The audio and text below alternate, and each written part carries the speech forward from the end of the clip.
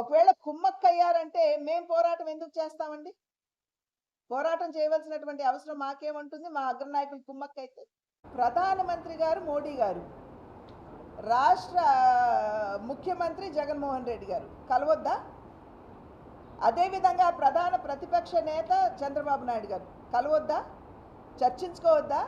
రాష్ట్రం గురించి మాట్లాడొద్దని మీరు అనుకుంటే మేము అదే విషయం పైన రాష్ట్రంలో విధానాలు ఎవరు చేస్తారండి? ప్రభుత్వం. విధాన లోపాలు కానీ విధానాల్లో అవినీతి జరుగుతుందని భావించిన ఎవరు గళం విప్పాలి? లేదా ప్రజలు, ప్రతిపక్షం కావచ్చు, ప్రజలు కావచ్చు. మేము అదే పాత్ర పోషిస్తున్నాం. ప్రశ్నించినంత మాత్రం నేను ఇందాక చెప్పాను చూడండి, నిరంకుశ పాలన. ప్రశ్నించిన వెంటనే ఎస్సీ ఎస్టీ అట్రాసిటీ యాక్ట్స్, లేకపోతే ఈ కోవర్ట్లు అనేటువంటి నామకరణం. ఇదే కదా మనం చూస్తున్నాం. అంటే వారు ఎటువంటి అవినీతి చేయలేదా? వారు ఎటువంటి ఫండ్ డైవర్షన్ చేయలేదా? ముందు వాటికి సమాధానం చెప్పమనండి. ఆ తర్వాత వారు ఏమన్నా మాట్లాడచ్చు. దూరంలో తాడేపల్లి ప్యాలెస్ కి కూటవేతు దూరంలో అత్యాచారం చేసి చంపేస్తే కూడా ఘోరాతి ఘోరంగా దాని మీద కూడా ఎటువంటి చర్య తీసుకున్నటువంటి దాఖలాలు లేవు.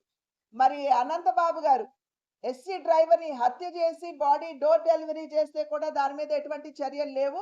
ఆయన్ని పక్కన కూర్చోబెట్టుకుని ముఖ్యమంత్రి గారు మరి సభలు నిర్వహిస్తూ ఉంటారు.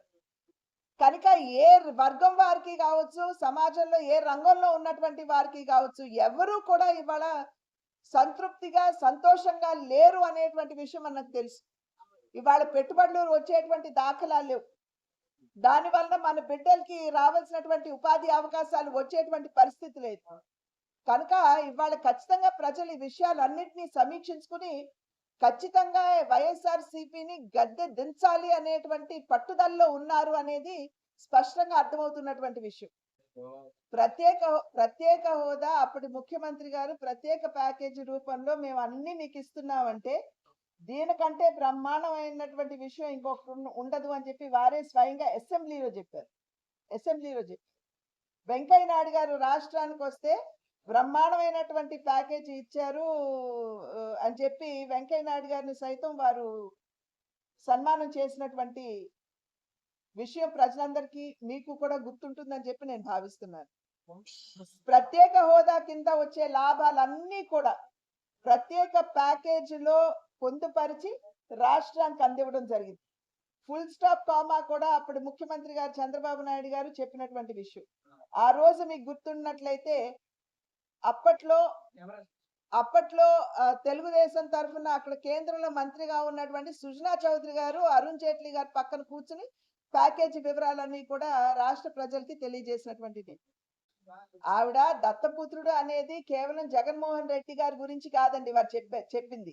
మీరు కరెక్ట్ గా ఆవిడ రిపోర్ట్ కనుక చూసినట్లయితే దేశంలో తండ్రి పాత్ర పోషించేది ప్రధానమంత్రి గారు మోడీ గారు అయితే దేశంలో ఉన్నటువంటి ప్రతి ముఖ్యమంత్రి కూడా ఆ తండ్రికి బిడ్డ లాంటి వాడు అని చెప్పి వారు చెప్పుకొచ్చారు.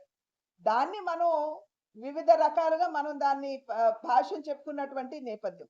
కనుక అక్కడ సవరణ అది కేవలం జగన్మోహన్ రెడ్డి గారు కాదు, దేశంలో ఉన్నటువంటి ప్రతి ముఖ్యమంత్రి, అది భారతీయ జనతా పార్టీకి చెందినటువంటి వారు అయి ఉండొచ్చు, బాజపేయేతర ముఖ్యమంత్రి అయి ఉండొచ్చు. ఆ రకంగా వారు చెప్పారు. మరి అదే విధంగా ఇసుక మాఫియా కావచ్చు, మద్యం మాఫియా కావచ్చు, గట్టిగా భారతీయ జనతా పార్టీ గళం విప్పింది. మద్యం మాఫియా కూడా మేము మద్యం షాపుకి వెళ్ళినప్పుడు అక్కడ కూడా మేము ఎక్స్పోజ్ చేసాం. ఏ విధంగా 1,00,000 రూపాయలకి అక్కడ సేల్ జరిగితే కేవలం 700 రూపాయలు మాత్రమే డిజిటల్ పేమెంట్ తీసుకున్నారు. అదే విధంగా ఇసుక రీచ్లకి వెళ్ళి కడియం దగ్గర ఉన్నటువంటి ఇసుక రీచ్ల దగ్గరికి వెళ్ళి అక్కడ అవినీతిగా చేస్తున్నటువంటి ఇసుక మైనింగ్ బోట్స్మెన్ సొసైటీస్ కూడా పక్కన పెట్టేసి జేసీబీలతో డైరెక్ట్ గా నదుల్లోకి వెళ్ళిపోయి నది గర్భం నుండి అక్కడ అవినీతిగా చేస్తున్నటువంటి ఇసుక మైనింగ్ దాన్ని కూడా ఇవాళ భారతీయ జనతా పార్టీ చాలా సమర్థవంతంగా దాన్ని కూడా ఎక్స్పోజ్ చేయడం జరిగింది.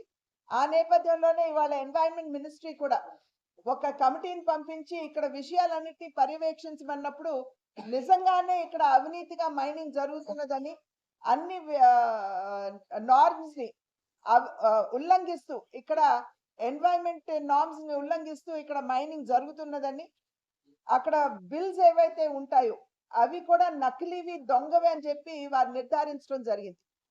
ఇవన్నీ ఎందుకు చెప్తున్నామంటే ఒక్క భారతీయ జనతా పార్టీ మాత్రమే సమర్థవంతంగా ప్రజా సమస్యలపై గళం విప్పడం మాత్రమే కాకుండా వాటిని లాజిక్ కన్క్లూజన్ కి తీసుకువెళ్లే దిశగా భారతీయ జనతా పార్టీ ఒక రకంగా చెప్పాలంటే ప్రధాన ప్రతిపక్ష పాత్ర భారతీయ జనతా పార్టీ వాళ్ళ రాష్ట్రంలో నిర్వహిస్తుంది అని చెప్పడానికి ఎటువంటి సంకోచము లేదు.